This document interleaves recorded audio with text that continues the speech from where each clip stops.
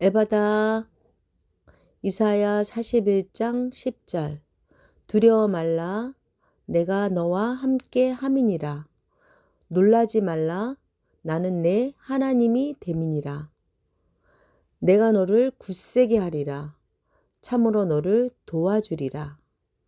참으로 나의 의로운 오른손으로 너를 붙들리라. 제1장.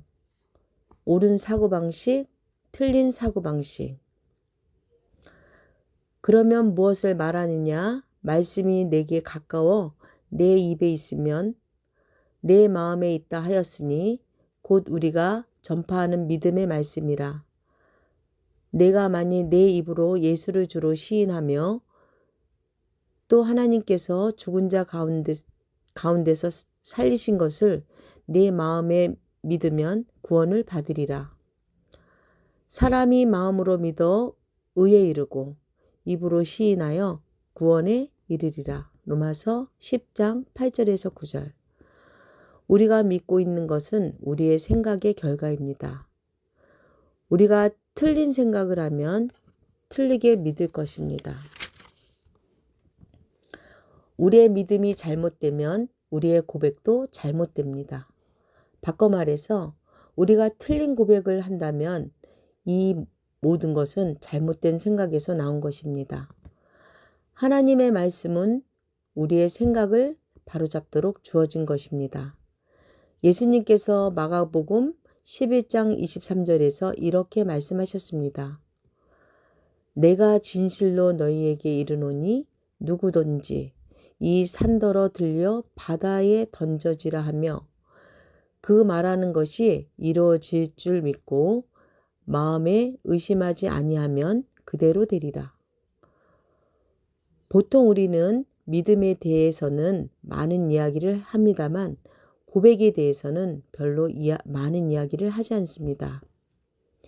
우리가 바른 생각을 하기까지는 바르게 말할 수 없을 것입니다. 우리의 생각은 하나님의 말씀과 일치해야 합니다. 왜냐하면 실제로 우리는 우리가 가진 하나님의 말씀 이상을 믿을 수 없기 때문입니다.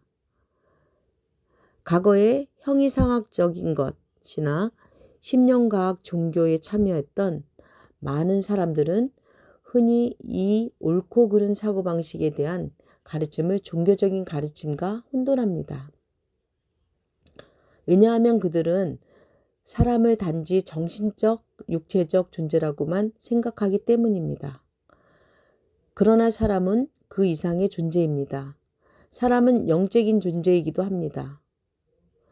순복음 교파의 사람들은 마음에 대해서 한마디 하기도 두려워하는 반면 형이상학적 것의 대변자들은 마음에 대하여 너무나 많은 것을 가르쳤습니다.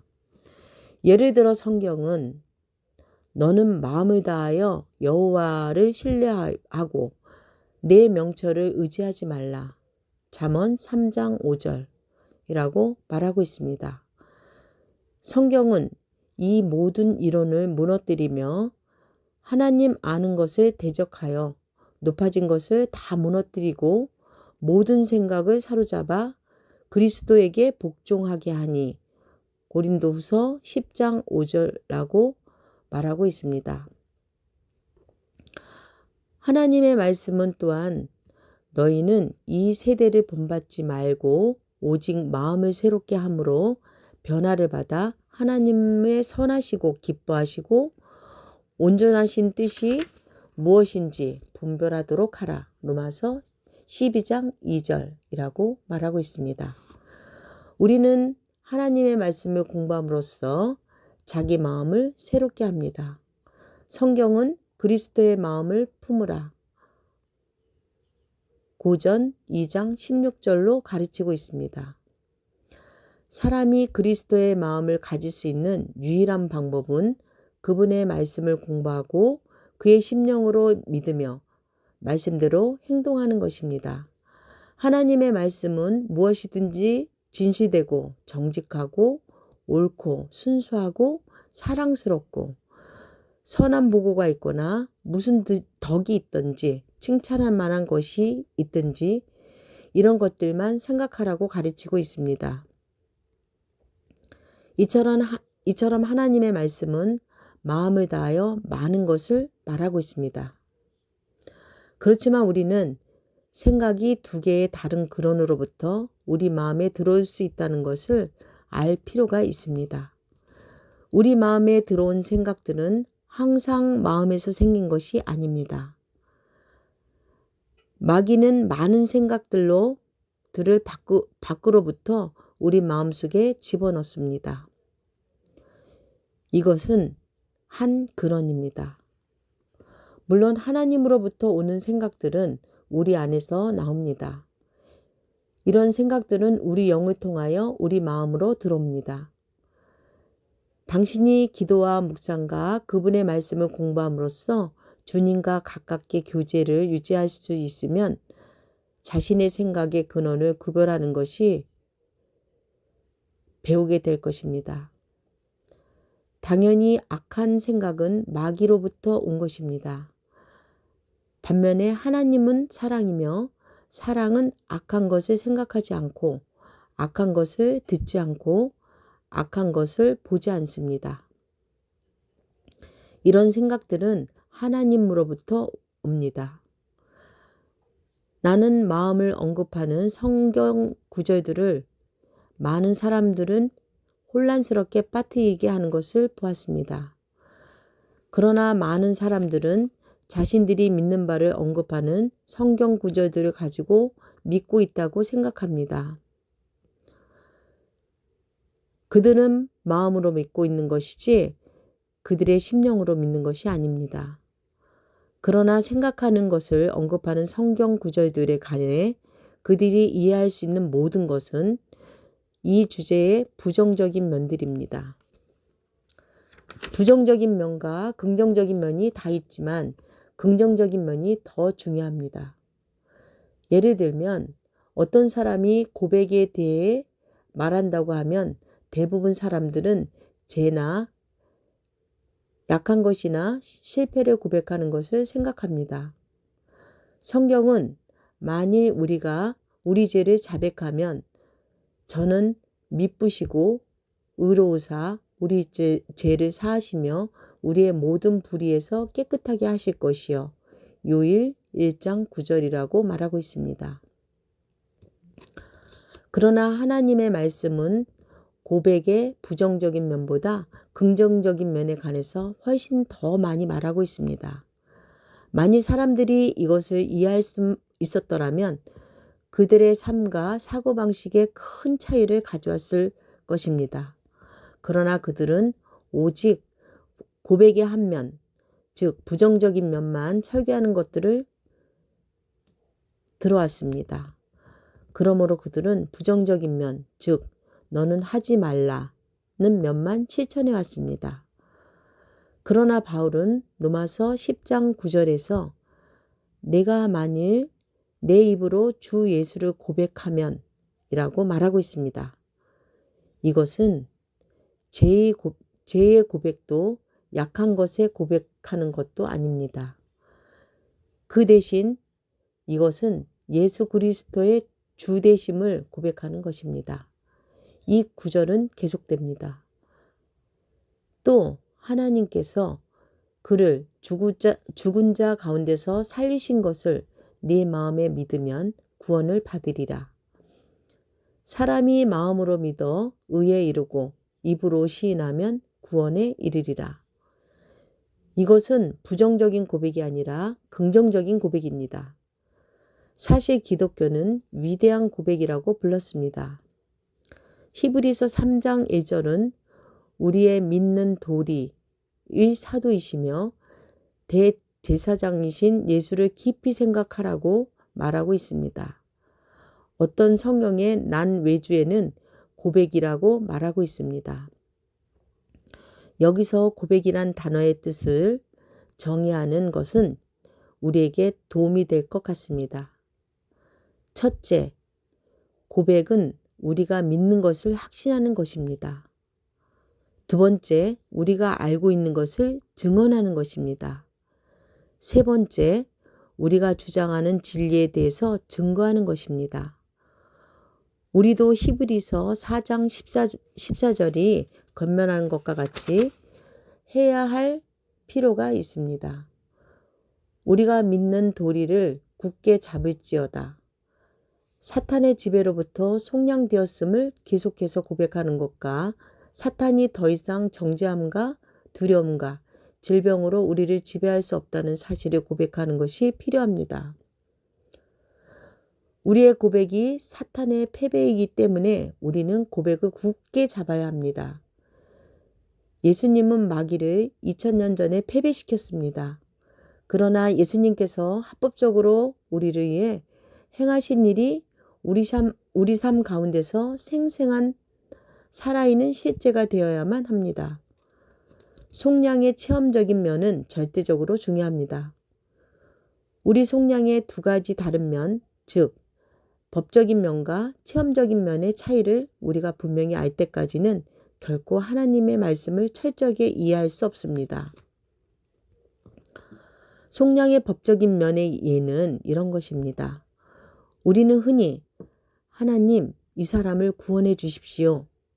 혹은 하나님, 저 여자를 고쳐주십시오. 라고 기도합니다.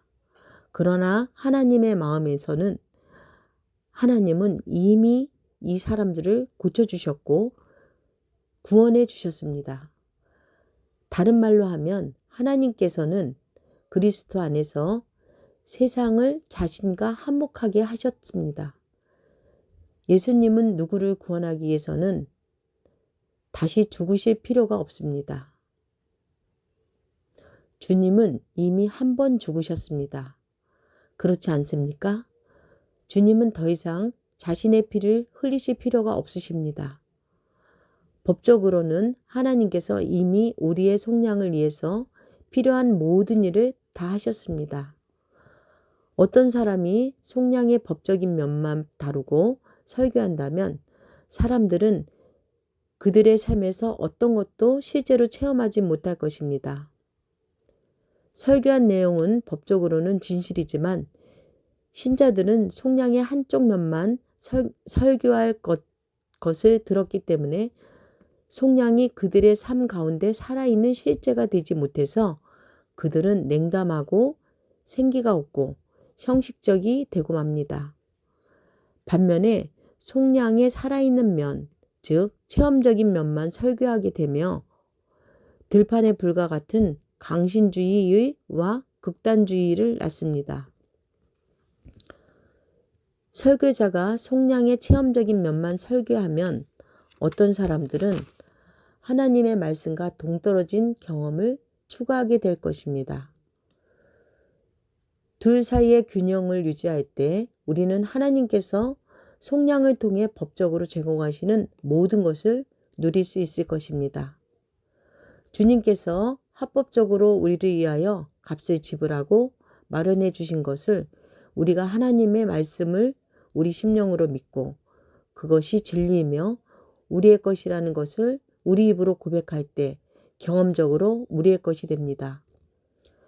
예를 들어 바울이 로마에 사는 그리스도인들에게 쓴 편지에서 우리는 속량의 법적인 면과 살아있는 면을 볼 수 있습니다.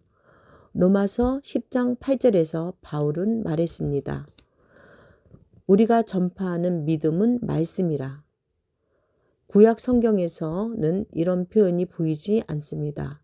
왜냐하면 그 당시 사람들은 오늘날 우리에게 경험이 되어 있는 것과 같은 속량을 가지고 있지 않았기 때문입니다. 그들은 오실 메시아에 관해서 그들에게 예언된 것마저도 분명하게 이해를 하지 못했습니다. 그리고 사복음서에서는 우리의 속량에 대해서 설명되어 있는 것을 볼 수 없습니다.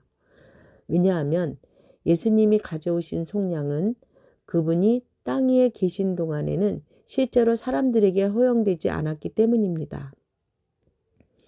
예수님은 죄를 용서해 주셨지만 우리는 속량 안에서 죄의 용서보다 더 많은 것을 가지고 있는데 그것은 새로운 피조물로 만들어지는 것입니다. 예수님이 십자가에 못 박혀 죽으시고 죽음에서 부활하셔서 아버지의 오른편에 앉아 계실 때까지 속량은 우리에게 허용되지 않았습니다. 다른 말로 하면 새 언약 혹은 새 약속의 대제사장의 효력이 나타날 때까지 새로운 창조자가 힘을 발휘하지 않았습니다. 어떤 사람들은 속량이 예수님께서 이 땅 위에 계실 때 이미 힘을 발휘하고 있었다고 생각하기 때문에 그것을 이해하기가 어렵습니다. 속량은 아직 효력을 발휘하지 않았습니다. 그 당시에도 이 땅에 있던 어떤 사람들은 그들의 죄를 용서받았지만 새 언약 안에서 우리는 죄를 용서받을 뿐만 아니라 훨씬 더 많은 것을 가지고 있었습니다.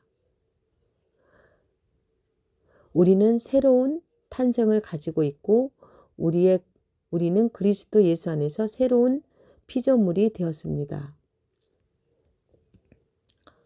어떤 사람이 거듭난 후에도 죄를 짓는다 해도 그 사람은 죄를 지을 때마다 다시 거듭날 필요가 없습니다.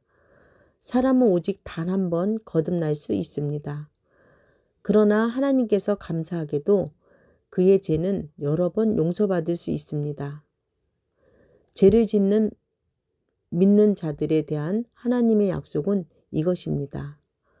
만일 우리가 우리의 죄를 자백하면 그는 미쁘시고 의로우사 우리 죄를 사하시며 요일 1장 9절. 우리가 본 바와 같이 로마서 10장 9절 10절은 이렇게 말하고 있습니다. 내가 만일 내 입으로 예수를 주로 시인하며 또 하나님께서 그를 죽으신 자 가운데서 살리신 것을 내 마음에 믿으면 구원을 받으리라. 사람이 마음으로 믿어 의에 이르고 죄인들이 하나님의 말씀이 설교되는 것을 들을 때 그들의 생각은 바르게 고쳐집니다. 하나님의 말씀이 그들은 잃어버린 자들이며 죄인이며 스스로를 구원할 수 없으며 스스로 의롭게 되거나 자신들을 속량할 수도 없다는 것을 보여줍니다. 죄인들은 단순히 하나님께서 이렇게 말하면 됩니다. 하나님께 이렇게 말하면 됩니다. 사랑하는 하나님, 나는 죄인입니다. 나는 자신을 스스로 구원할 수 없습니다. 당신의 말씀에 따라 나는 스스로 의롭게 될 수 없다는 것을 알고 있습니다.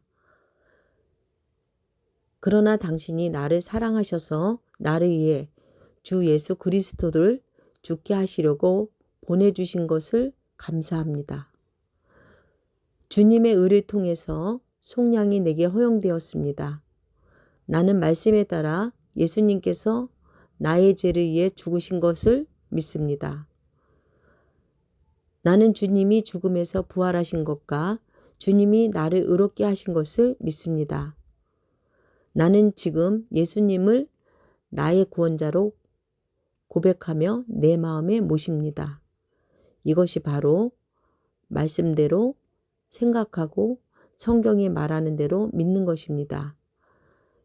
말씀을 고백하는 것은 사람의 영의 구원의 실제를 창조합니다.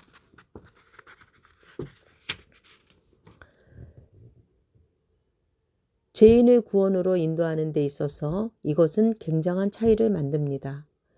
예를 들면 한 죄인이 처음부터 바르게 생각하게 되며 그의 믿는 것과 고백이 바르게 되고 그러면 그가 그리스도인으로서 사는 데 있어서 흔들리지 않는 것이 훨씬 쉽습니다.